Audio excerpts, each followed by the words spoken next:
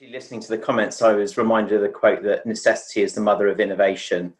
And I think the coronavirus outbreak has certainly created that necessity that has forced us really to embrace things that we wouldn't have done before. I mean, you look at the adoption of Microsoft Teams in our firm. We've had it for months and months and months, and we thought, oh, what's this? Is pointless. Video conferencing doesn't work.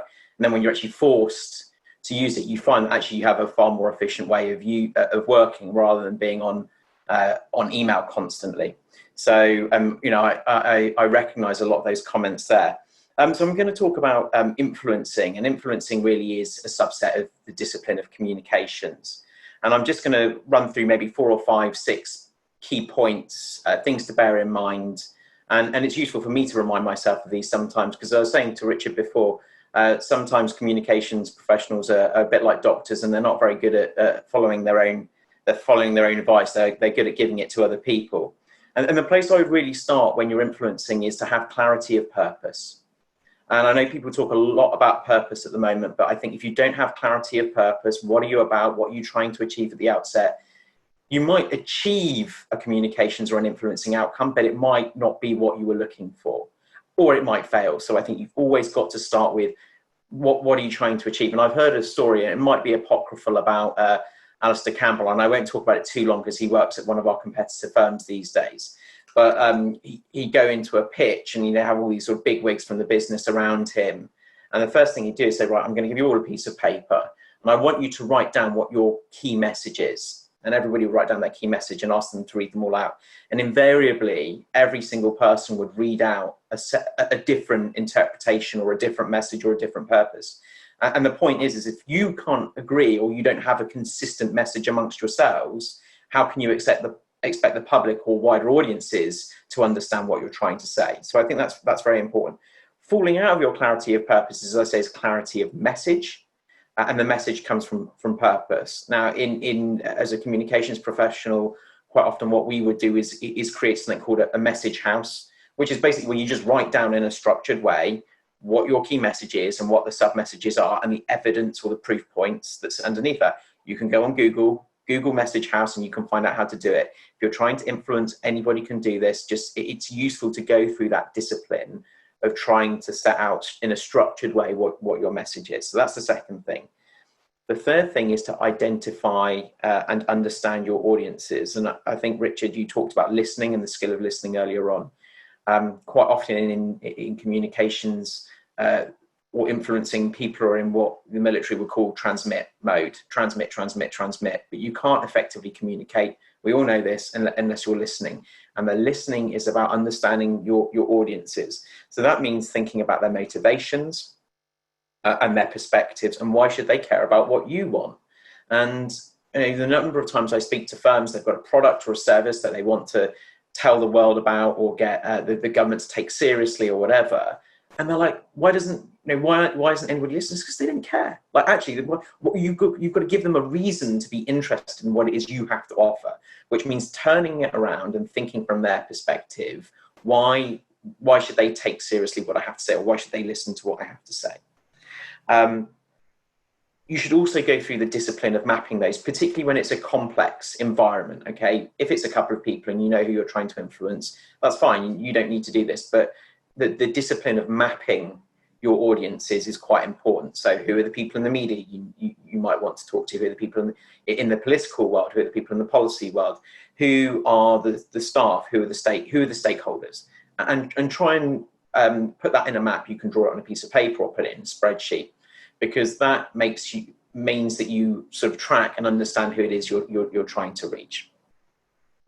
The fourth thing is building trust. And I was struck when and Richard, you talk about Jeremy's comments and Jeremy's honesty in what he was saying. That honesty builds trust. And I would say that building trust with your audiences is incredibly important. And that means not bamboozling them, and sometimes being frank with them. That's not always possible. And that doesn't mean not being dishonest, but sometimes you can't tell the whole truth, but you should be as frank and as open as you can be, because people are pretty good at sniffing out stuff that's a bit dodgy, frankly. So I think building trust is incredibly important if you're going to have credibility. But sometimes it's not possible to build trust because the audience you're trying to communicate with is just in a completely different place to you. And when that happens, you have to think about the influencers of the influencers. Who is it that those audiences do trust? Who is it that they listen to? And how can you persuade those people to influence the people that you're trying to influence? So sometimes you have to be indirect. But I think that that idea of building trust, and that takes time, is incredibly important in successful influencing and communication. Fifth point, don't focus your energies on people who are already massive supporters, who are already in your corner, because they're already with you. And this is a tendency that I see quite a lot, that people want to preach to the choir, speak to the converted. And that's not a good use of your energies or your time, because they're all going to be your advocates.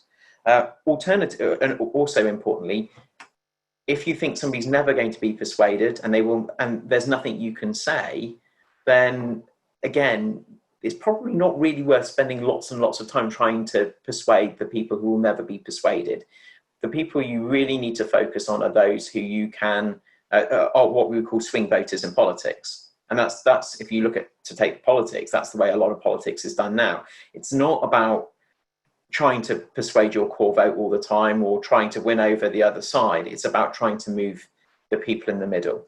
Now, that can lead to sometimes overly cynical communications. So I'm not saying that that's always got to be the approach, but equally, you know, point your energies where they're most likely to be effective. And finally, I'm going to do my sales pitch now. When the stakes are high, I think it is important to consider bringing in professional support. Now, I'm a political consultant, so I'm not always the right person. In fact, often I won't be, but there are professionals around internal communications, around media communications, around investor relations. And it's interesting, and particularly with professional services, you know, I wouldn't go and do somebody's audit. I can't give management consultancy advice. And I wouldn't give legal advice. I can't. These are all specialisms. They're all protected. But interestingly, I do find with professional services firms that there is this tendency for the partners to think that they can do these things themselves, even though they sell professional advice themselves. So, you know, there are times when it is worth spending the money to bring in professional advice, people that know what they're doing. And this is not necessarily because of just skill, but I think there is a value that comes from detachment. And this is where I want to go back to where I started. Communications professionals aren't always the best at doing communications for themselves. And the reason is we're all human. And you need detachment sometimes to be emotionally apart to craft a good communications and influencing strategy.